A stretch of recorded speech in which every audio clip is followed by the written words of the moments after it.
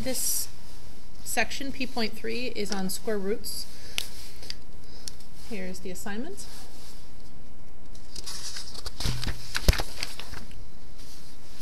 Okay, how do you evaluate square roots? Well, basically when they're in a fraction like this, you can do it in parts.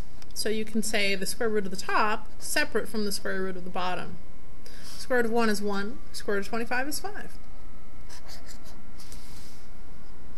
So this one would be square root of 4 over the square root of 9, which would be 2/3. Now sometimes people think that this and this are the same, example 2 and example 3, but they're not. Here we would add first and take the square root, which gives us 10. Here, square root of 36 is 6, square root of 64 is 8, which gives you a sum of 14. Do not assume those are the same. When there's a negative outside, we simply take the square root of 100, which is 10, and then just carry along the negative and put it in the front. However, when the square root is inside, we're taking the square root of a negative number, which cannot be done in the realm of real numbers, and so we would say that the answer is undefined. That is the answer you write down. Don't just leave it blank. Square root of 150, we would break into a number that is a perfect square number, like 25, and then, in this case, 25 times 6 is 150. This number is key here because that is what gives us just a regular simple whole number, 5. And then this stays the same. So the answer, 5√6. Same thing over here, the square root of 108. A perfect square number is 36, so 36 goes into 108 3 times. And that's what gives us a whole number of 6, and then we just bring down the square root of 3.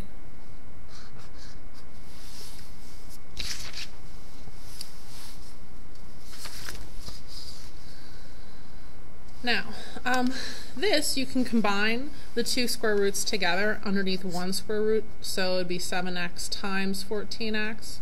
7 times 14 is 98, and x times x is x squared. So you have the square root of 98, which is 49 times 2, and then the square root of x squared. So the square root of 49 is 7, square root of 2 you just leave as the square root of 2, and then the square root of x squared, what happens here is the square root is going to cancel with the square, so those two elements disappear and you just have x. This actually works, but in a way you probably wouldn't imagine. You don't actually want to cancel the root in the square here because the answer is not -3. Remember, we can't just take the square root of negative numbers, so what we want to do is square it first. -3 squared is 9, and then the square root of 9 is 3. So believe it or not, the answer is actually 3. There's a shocker, huh? Now, here, the square root of x squared. Now we did it here where we just canceled these two out, which is fine because we didn't know what x was. It could be positive or negative or whatever. But here, we do know that this one's positive. The reason why we do know that this x is positive is that up here, if they were taking the square root of 7 times a negative number, that wouldn't be a valid square root. So we're assuming that this has to be positive here, so that when we get to the end, we assume it's positive here. However, we don't always know that x is positive, and so here in this case there's no indication that it has to be positive, so that means that our answer could be either positive x or negative x. So, or inside here. So again, we can't have it as a negative x, so even if it was a negative x, the answer would be positive. So what I'm saying is, in order to make the answer only be a positive number, we basically have to say that the x answer has to be the absolute value of x. So if x is -3, we get +3. If the x is +3, we get +3. Either way here, we'd have to get a +3 as our answer. And that's the absolute value does. It allows us to force the answer to be positive.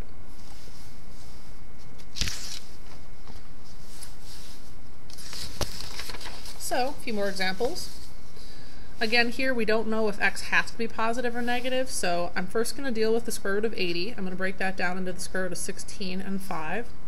And then the square root of x squared That's what we don't know. We have to make that answer as a positive, so I'm going to write that as the absolute value of x. So I'd have 4, and then root 5, and then absolute value of x. Here we do know that x has to be positive because in the question this is 2 times x. We know this value cannot be negative, so therefore x cannot be negative. So on this answer we don't have to use the absolute value of x. Now the good news is on the test, you guys, that it's all multiple choice, so you don't have to worry about if it's an absolute value, if it's not an absolute value. There are never going to be any answers where one of them is and the other one is not an absolute value. Okay, so please don't worry too much about it. Alright, so again, the next example, we can do some breaking apart of radicals like this, and then vertically we can also do that as 2 separate fractions. So I'm just kind of rearranging the structure here just a little bit in order to simplify a little faster. Okay, so this one right here, you'll notice my first fraction is the square root of 150 over 2, which can be written as 1 whole fraction, 150 over 2. Same thing here, x cubed over x. So here I have the square root of 75, and here I have the square root of, remember our exponents here, what happens when I take x cubed divided by x, they cancel, you just get x squared, right? So the square root of 75 is the square root of 25 times the square root of 3, and then the square root of x squared is just going to be x. We would use the absolute value, but we know that this has to be a positive x value, so the answer down here in our answer line is x. So we have 5 root 3x.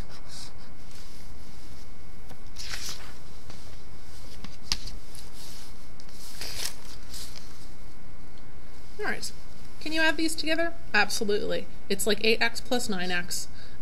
This root 13 acts as if it's that second term, like an x or a y or whatever variable. So if we add 8 root 13 plus 9 root 13, that's 17 root 13. Can we add these together? Yeah. Here's a 1 root 17x minus 20 root 17x. So 1 minus 20 is negative 19 root 17x. Can we add these together? Well, maybe. Let's simplify the radicals first. The square root of 27 is root 9 times root 3, and the square root of 12 is root 4 times root 3. So here I have 5 times 3 times root 3, and here is 4 times root 3. So this is 15 root 3 plus 2 root 3. Well, that is something we could add together to give us 17 root 3. How about this one? Well, again, just a little bit of work simplifying the radicals here. Gives me 6 times 3. These two can be written together underneath the radical. So I have 18 root 2x minus 8 root 2x, which gives me 10 root 2x.